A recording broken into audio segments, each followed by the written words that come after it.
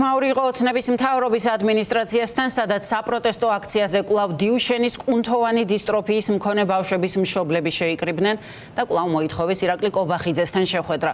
მშობლები ამბობენ, რომ ყოველი წუთი მათი შვილების სიცოცხლისთვის გადამწყვეტია, ამიტომ მთავარი მოთხოვნა ქვეყანაში საჭირო მედიკამენტის შემოტანაა.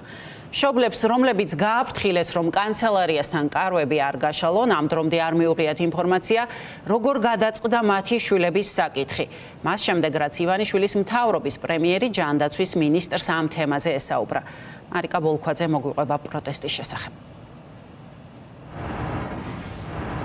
დიუშენის კუნთოვანი დისტროფიით დაავადებული ბავშვების მშობლები დღეს კვლავ ქართული ოცნების მთავრობის კანცელარიასთან შეიკრიბნენ ერთი მოთხოვნით, რომ დროულად შეხვდეს მას ქართული ოცნების პრემიერ-მინისტრი ირაკლი კობახიძე და ისაუბრონ იმ მედიკამენტებზე და საჭიროებებზე, რაც დაავადებულ ბავშვებს ახლა სჭირდებათ. მაყურებელს ვეთქვი, რომ 100-მდე ბავშვია ქვეყანაში დიუშენის კუნთოვანი დისტროფიით დაავადებული, მათ სჭირდებათ შესაბამისი მედიკამენტები იმისთვის, რომ მათი დაავადების პროვოცირება არ მოხდეს, ან უკეთეს შემთხვევაში საერთოდ განიკურნონ. თუმცა დღეს კანცელარიაში იგივე პასუხი მიიღეს, რასაც ისინი თვენახევრის განმავლობაში იღებდნენ, რომ მათი განცხადება კვლავ განხილვის ეტაპზეა, რაც შეეხება ქართული ოცნების ჯანდაცვის მინისტრისგან და სამინისტროსგან მიღებულ პასუხს. პასუხი ასეთია, რომ ის მედიკამენტები, რომლებიც ამერიკის შეერთებულ შტატებში და ევროპაშიც უკვე აპრობირებულია და გამოცდილია როგორც სამედიცინო საშუალებები, რომლებიც განკურნავს ბავშვებს ამ დაავადებისგან, გადასამოწმებელია და მათი ხარისხი საეჭვოა. სწორედ ამიტომ დიუშენის კუნთოვანი დისტროფიით დაავადებული ბავშვების მშობლები ახლა 24 საათიან პროტესტს აანონსებენ და მთავრობის კანცელარიასთან აპირებენ, რომ გადმოინაცვლონ თავიანთ შვილებთან ერთად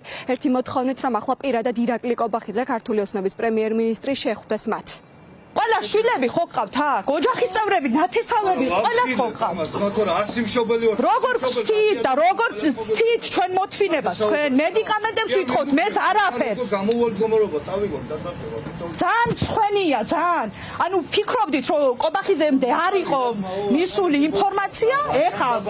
ეხა ძალიან ყველამ კარგად იცის, რომ მისულია კობახიძემდე ინფორმაცია და სამწუხაროდ. საერთოდ არ ვაინტერესებთ, რაღაც დელეგაციებითაა დაკავებული ჩვენი პრემიერ-მინისტრი და ჩვენი შვილების ბედი საერთოდ არ აღევლებს. ვითხოვთ სახლებს, არ ვითხოვთ ხელფასების მომატებას, ვითხოვთ წამალს, რომელიც არის მსოფლიო ბაზარზე, მაგრამ ამათ არ უნდა შემოიტანოთ, იმიტომ რომ ძვირი ყივს და მაგის გამო არ უნდა წამლის შემოტანა. როგორ უნდა დაინანოს სახელმწიფომ ბავშვებისთვის წამალი, რომელიც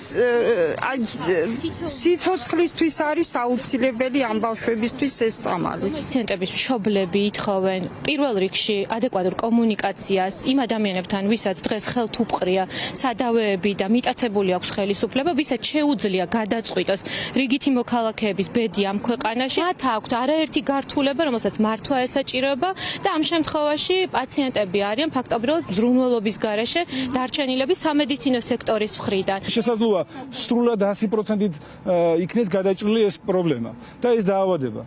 დამარცხდეს ეს დაავადება. თითქმის დამარცხებულია, იმიტომ რომ FDA-მ და EMA-მ აღიარა არაერთი მედიკამენტი. არ არის აქ მხოლოდ იმას საუბარი, რომ მილიონები ღირს. 5000 ევროდან იწყება ვამოროლონი, რომელსაც არ აქვს უკვე ჩვენებები. დიახ, როგორც გითხარით, შინაგან საქმეთა სამინისტროს უკვე მიმართეს წერილობით მშობლებმა განცხადებით, რომ მთავრობის კანცელარიის წინ მათთვის იყოს დაშვებული 24 საათიანი პროტესტი, თუმცა სატელეფონო ზარით მიიღეს შინაგან საქმეთა სამინისტროსგან უარი ამ მოთხოვნასთან დაკავშირებით.